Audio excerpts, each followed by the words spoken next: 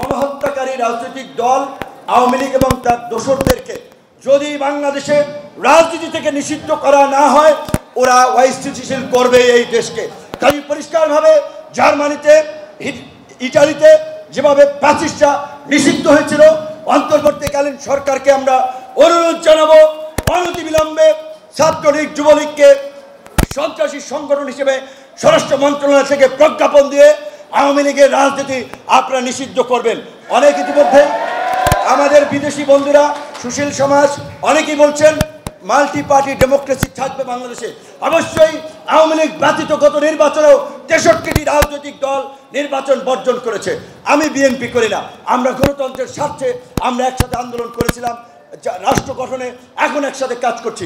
কাজে সমস্ত রাজনৈতিক দল, অনেক রাজনৈতিক দল আছে, মৌলিক জায়গায় হয়তো তারা একটা জোট করেছে, তারা যুগপৎ আন্দোলন করেছে, অনেক রাজনৈতিক দল আছে।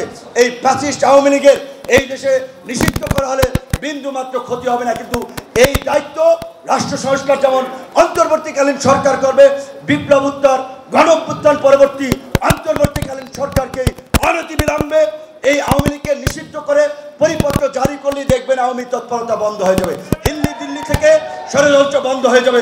এবং দিল্লিকে আমরা পরিষ্কার বার্তা দিতে চাই, তোমরা গত 15 বছরে গুম খুন নারকীয় তাণ্ডব চালাতে আওয়ামী ফ্যাসিস্টের তোমরাও সহযোগী ছিল।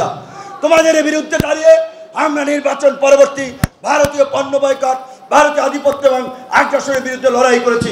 কাজী তোমরা যদি এই দেশকে আবার নতুন করে স্থিতিশীল করার চেষ্টা করো, আওয়ামী লীগের পুনর্বাসন করার চেষ্টা করো, তোমাদের সাথে সম্পর্ক ভালো হবে না। আমরা পরিষ্কার কথা, প্রতিবেশীর সাথে ভালো সম্পর্ক আমরাও চাই, কিন্তু সেই সম্পর্ক হবে দুদেশের নাগরিকের স্বার্থ সংশ্লিষ্ট ন্যায্যতার ভিত্তিতে, গোলামের ভিত্তিতে নয়। ডক্টর ইউনূস সাহেব যেভাবে বলছেন পরিষ্কার হবে, তোমাদের 7 সিস্টার্স কনসার্ন, আমাদেরও পার্বত্য চট্টগ্রামকে তোমরা স্বাধীনতার পরবর্তী থেকেই অস্থিতিশীল করে যাচ্ছ। এইখানকার কিছু এজেন্ট বানিয়ে দেশের মধ্যেও মন্দিরে হামলা, পূজার মণ্ডপে হামলা করে এখানে একটা সাম্প্রদায়িক দাঙ্গা বহির্বিশ্বে দেখিয়ে অস্থিতিশীল করার চেষ্টা করেছো। এইগুলা যদি পরিহার না করো, বাংলাদেশের জনগণ তোমাদেরকে ক্ষমা করবে না।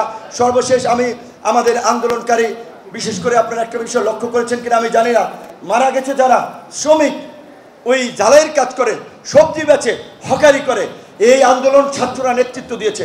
ছাত্রদের সাথে কৃষক, শ্রমিক, আপামার জনসাধারণ অংশ নিয়েছে। সরকার যদিও বলেছে তারা তালিকা করছে, আমি সরকারের প্রতিও দাবি জানাবো অবশ্যই এই নিহত আহত ছাত্রদের যথাযথ ক্ষতিপূরণ, পাশাপাশি হাফিজ ভাইয়ের নেতৃত্বে একটা কমিটি করে যদি আমাদের এই পরিবারগুলোকে সরকার কতটুকু কী করছে, কারণ সরকারি কাজ সবসময় পরিপূর্ণভাবে হয় না, এইটা একটা তদারকি করে আমি মনে করি এটা খুবই ভালো হবে। আমি এটার দাবি জানাবো যে এই আহত এবং নিহত ছাত্ররা যথাযথ ক্ষতিপূরণ পেয়েছে কিনা, তাদের পরিবারের কি অবস্থা, এটা হাফিজ সাহেবের নেতৃত্বে একটা কমিটি করে মুক্তিযোদ্ধারা তদারকি করবে। আল্লাহ হাফিজ।